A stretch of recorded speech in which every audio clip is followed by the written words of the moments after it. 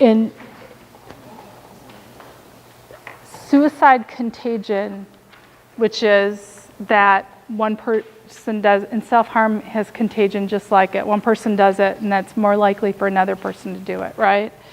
It's been observed when there's a lot of stories about individual suicide, the number of stories about individual suicide increases. So when you have, a few years ago in East Lansing, they had 3 suicides within a couple, like between the summer and the fall semester. And so kids were hearing about it more. There's a particular death that's reported in great detail. So specifically, when someone dies by suicide, and by the way, that's the politically correct language. Dying by suicide is mental health informed, as to committed suicide, which blames someone for their mental health issue that led to this. So die by suicide is the word. And I, of course, did some training where I used the wrong words. So the reason I know that is somebody wrote it in the comments. Like, not somebody, but like 4 people. So somebody dies by suicide, and it gets reported in a lot of detail. Where coverage of suicide is prominently featured in a media outlet, and when headlines about specific deaths are framed dramatically. So this resource that I gave you the link to actually talks about how to talk to media about it. It has a website. There's a website that I gave you that if something happened and you had media contacting you, which you might, it talks about recommendations for reporting suicide.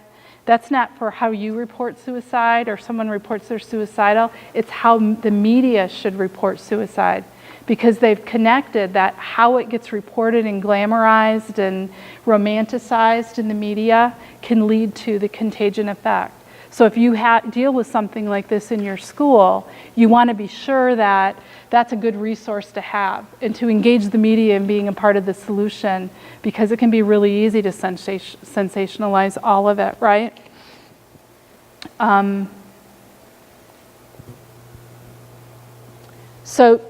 There also are strategies to use. So one thing that I found interesting is they talked about memorials, that if you're going to lose students in your school and you have a strategy to memorialize them, that it needs to be something that you can use across students regardless of how their death happens. So if you have a student who is chronically ill for many years and dies of cancer, and you memorialize them, it needs to be in a manner that you would be prepared to memorialize a student who dies by suicide, so that there's some consistency in it. That's said to, I just think this is fascinating. So it makes sense though, there's some consistency about it, and you're not withholding information or whatever, so you know how you're going to do that. It suggests that memorials should not be on campus and that you not cancel school for memorials. And that was surprising to me. Any school-based gathering should be small group and focused on how to prevent future suicides. So they don't want you to hold an assembly with a speaker. They want you to have a mental health response that has trained mental health people meeting with small groups of students, so that you can talk about prevention and that students can have some level of self-expression, get questions answered, that kind of thing. Because I'll tell you, if they don't have any opportunity to ask questions or verbalize it, they're going to do it amongst themselves, and you have no control then about the meaning they make of it. I think I read an article actually on why they suggested it to be where you don't hold memorials on campus, but you also don't cancel school. And they say don't cancel school so that the students will have the support of their counseling staff on hand. So like the day after, day before, within the week of it happening.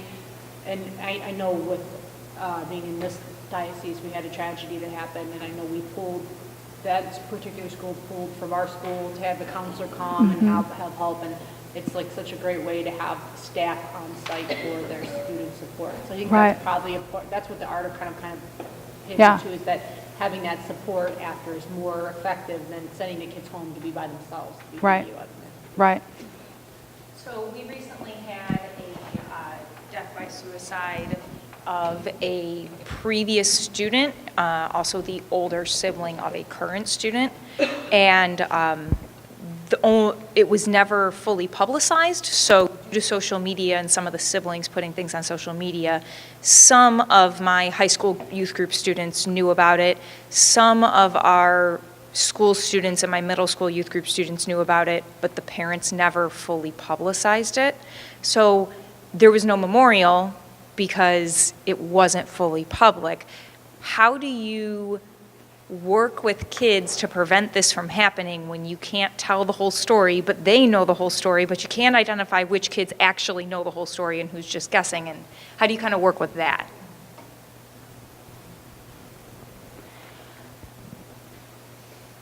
It seems to me.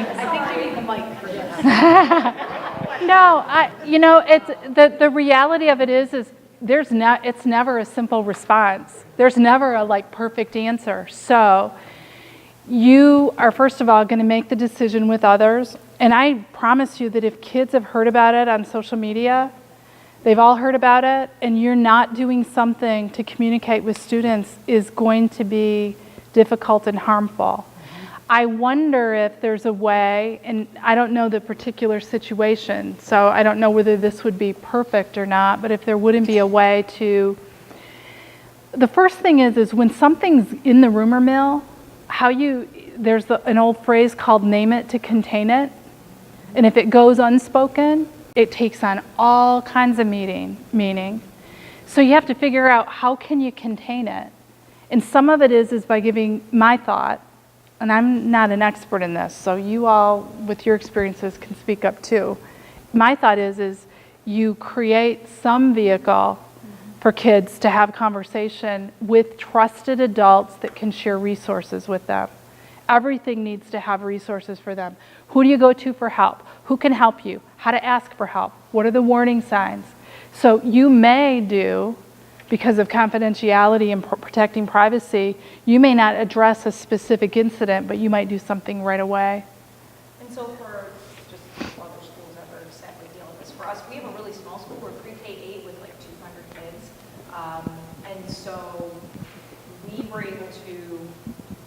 we were able to address it the day after it happened without giving it a name, but we really had probably 3 to 4 adults who just immediately, after teachers would be like, hey, in this classroom, this kid is having a problem, we were able to have those one-on-one conversations.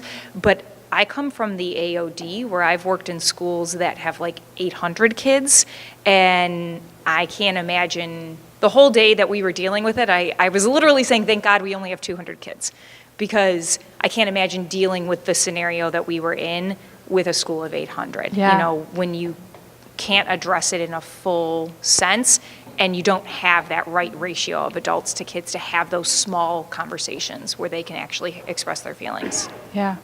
Sure. Yeah. I have too much experience. So I have too much experience with this. We were the school that had it. So we've lost students and teachers to suicide, and it was a teacher last year. So a couple things that we've done, as soon as we know it, we gather the staff. So it might be a stand-up meeting before or after. The teacher that we lost last year, he did not report, and so we did not know till the end after school was out. So we knew something was going on. We gathered people and just said, we need to pray. I mean, Jane, like you said, that's what we do best, and so we start there. Then once we knew, we just did, we had gathered our administrative team and just said, we need you to call staff. We were supposed to, I'm going to cry.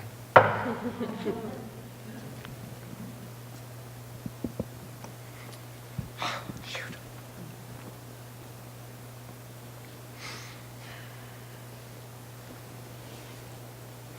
Deep breaths.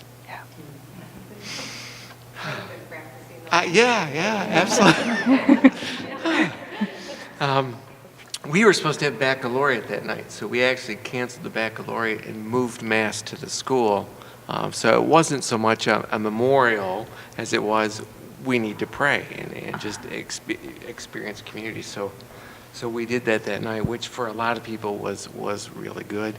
There was somebody that was like, oh, you need to have counselors, and really was beating people up verbally. And it's just like, Right now, we're just praying. And the next day is when we brought in the counselors because we wanted kids with their families that night. That was the appropriate place to start, and then families could figure out. But we did. We pulled people from all over, just saying, "This is big."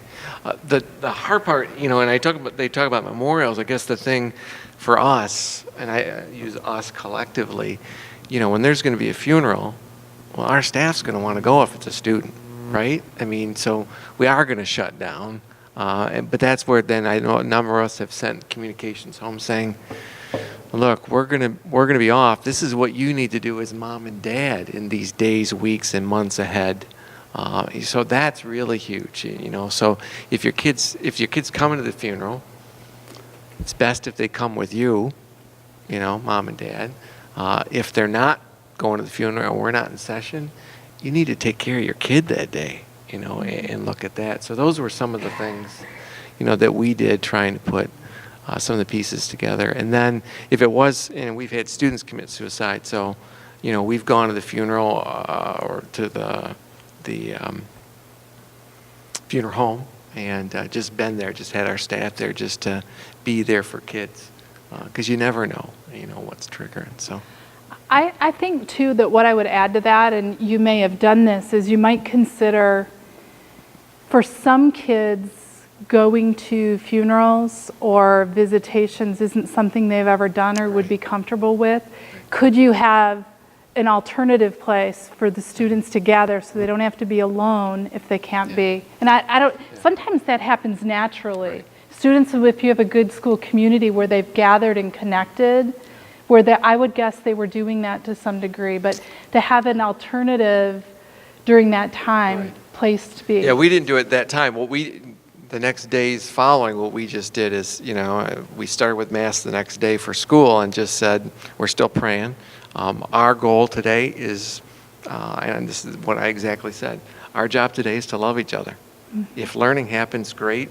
If it doesn't, it's no big deal. I mean, that's our main job, is to love each other. So, that day we had counselors. Some kids went to class, some did not. But by the end of the day, I said, okay, now I need you to go back to class, because they needed permission to bring it to close as well. Because otherwise, some people are just like, there's just too much going on too. So finding that balance is always a juggling act. Yeah, it also strikes me that, well, no, go ahead. You go ahead. I just want to point out what Doug was saying has a lot to do with just having a plan, having a crisis prevention plan in our schools. That's extremely important, and I'm sure many of you do. But I think that before you have to face one of these situations, it makes a lot of difference if you have it written down and it's communicated and you've figured out who your resources are before, because unfortunately, all of us are going to deal with it at some point. I think the other point I was going to make, I was going to end with have a plan. I think I'll end with something else, unless you all have some more to add, is that I think that one of, as has come up several times, one of the really positive things, the protective things you have to offer kids is they're a part of a faith-based school. So I would guess that these guidelines are written for public school systems. So there's a difference in a memorial in a public school than a memorial in a place that is your faith center anyways, at the school or a parish. So I wouldn't say you necessarily did anything wrong. You, like you said, you played to your strength, you used your strength, you used the mission of your work as a way to connect with kids. So my guess is these are guidelines that are written for full school systems, where I don't know that a public school would having an in-school memorial has the same, they don't have the institutional connection to that kind of practice to make that make sense. So any questions or follow-up comments, that kind of thing? It's been a pleasure to spend the morning with you all. It looks like you have a good lunch waiting, so have lunch. Thank you.